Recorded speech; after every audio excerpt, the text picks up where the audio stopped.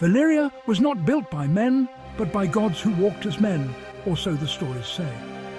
In its heart, towers of black stone twisted toward the heavens, carved with dragons and sphinxes. The freehold was the center of the world, its might absolute, its reach long. Legions marched under dragon-wing banners, conquering with fire and steel, while fleets ruled the waves. The Dragonlords, ancient blood, silver-gold hair, violet eyes, were more dragon than human. For them, life was paradise. For millions of slaves, it was hell. A darkness festered beneath the glittering surface, a darkness that would one day consume all. And the world watched, in awe and in fear. The Valyrian Peninsula was a land of volcanoes, the 14 flames, living mountains that bled rivers of molten rock. The ground was hot, the air thick with sulfur. Most men would have fled, but the Valyrians saw power where others saw only danger. The volcanoes were rich with gold, silver, iron and obsidian, but their greatest treasure was the dragons nesting in the calderas. Early Valyrians, once simple shepherds, learned to tame these beasts, a bond of blood and fire that changed the world. The land shaped its people, proud, passionate and deeply connected to fire and magic. Sorcerers drew power from the 14 flames, forging wonders and Valyrian steel, lighter, stronger, sharper than any other metal.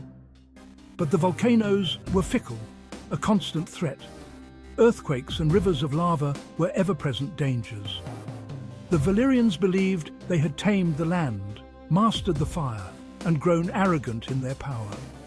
They forgot that some forces cannot be controlled. The fire that gives can also take away. And in Valyria, the price of power was always waiting to be paid. Before dragons, the Valyrians were minor shepherds. The Giscari Empire ruled Essos, proud and unchallenged. 5 great wars raged between Valyria and Gis. At first, the Giscari legions prevailed, but they could not conquer the land of fire. The Valyrians fought back with dragons, engines of war, death from above. In the final war, Valyria unleashed its full might, burning Gis to the ground and salting the earth. The old empire was shattered, its people enslaved, and the Valyrian freehold rose from the ashes. With no rivals left, Valyria expanded, legions marched, dragons flew, and cities fell. The Rhoynar fought bravely with water magic, but water could not quench dragon fire. Their princess, Nymeria, led her people into exile. Other cities submitted, becoming colonies and paying tribute to Valyria. The empire grew vast and powerful, its glory seemingly endless. The age of dragons had begun, and the world would never be the same. But every empire sows the seeds of its own destruction. Valyria's power rested on dragons and slaves, conquest and cruelty intertwined. Beneath the 14 flames, slaves toiled in horrific conditions, overseen by cruel masters. Whispers of rebellion and revenge grew in the darkness. Some turned to blood magic and curses, desperate for escape. The Dragonlords, high in their towers, ignored the unrest below. The Empire's foundations cracked from within. In the end, the fire that built Valyria would be the fire that destroyed it. The day of the doom began like any other.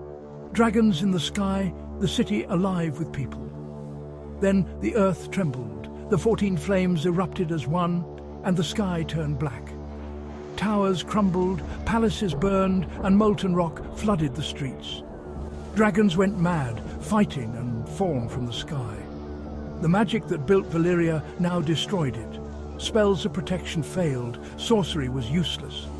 The peninsula shattered, the sea rushed in, and Valyria was drowned beneath boiling waves. The smoking sea was born, a place of demons, poison, and death. The doom's effects rippled across the world. Darkness, failed harvests, earthquakes, and tsunamis. The Valyrian freehold, the mightiest empire in history, was gone in a single day. Only ash and ruin remained. a monument to pride and a warning to all who would seek to master creation.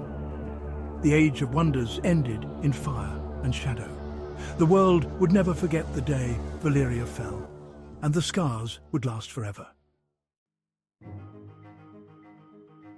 Not all Dragonlords perished in the Doom. One family survived, the Targaryens.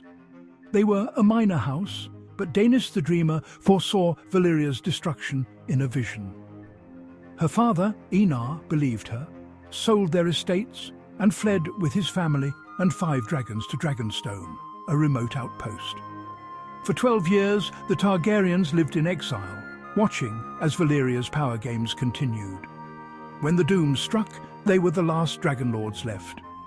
4 dragons died on Dragonstone. Only Balerion survived, with 2 more hatching later, Vhagar and Meraxes.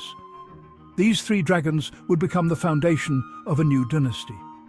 The Targaryens' survival was a matter of faith, luck, and perhaps destiny. Their exile preserved the blood of old Valyria and kept dragonfire alive in the world. Had they been more powerful, they might have stayed. Had they been poorer, they might not have escaped. Their survival was a flicker of hope in the darkness. The Targaryens would one day rise from exile to shape a new world. The fire of Valyria was not yet extinguished. The Doom left a gaping wound in the world. Valyria was gone, replaced by the curse-smoking sea. Sailors spoke of monsters and demons in the boiling waves. No ship returned from its waters.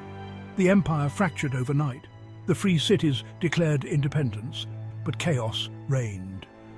The Century of Blood began. Volantis tried to rebuild the empire, but the other cities resisted. The Dothraki swept across the plains, destroying ancient kingdoms and redrawing the map in blood and fire. The knowledge of Valyria was lost. Valyrian steel, sorcery, and bloodlines faded into legend. The world became less magical, more brutal. The fall of Valyria was not just the end of an empire, but the end of an age. The Age of Wonders was over. The Age of Men had begun. And it was an age born in blood and chaos. Valyria's legacy is written in fire and blood, unparalleled achievement and catastrophic failure. The free cities of Essos are its descendants, each carrying a piece of Valyria's soul. In Westeros, the Targaryens forged a new kingdom with dragons, uniting the 7 kingdoms under the Iron Throne. Valyrian steel swords, ice, longclaw, blackfire are priceless relics, reminders of lost magic and power. The fall of Valyria is a cautionary tale. Pride and ambition brought even gods to ruin. The Dragonlords flew too close to the sun, delved too deep, and believed themselves immortal. But even heaven can burn. The Doom reminds us, no empire lasts forever, no power is absolute. The mightiest towers fall, the brightest flames die. All that remains is ash, memory, and the hope, or fear, that dragons might one day return. The world still dreams of Valyria and trembles at its shadow. Its fire may yet burn again.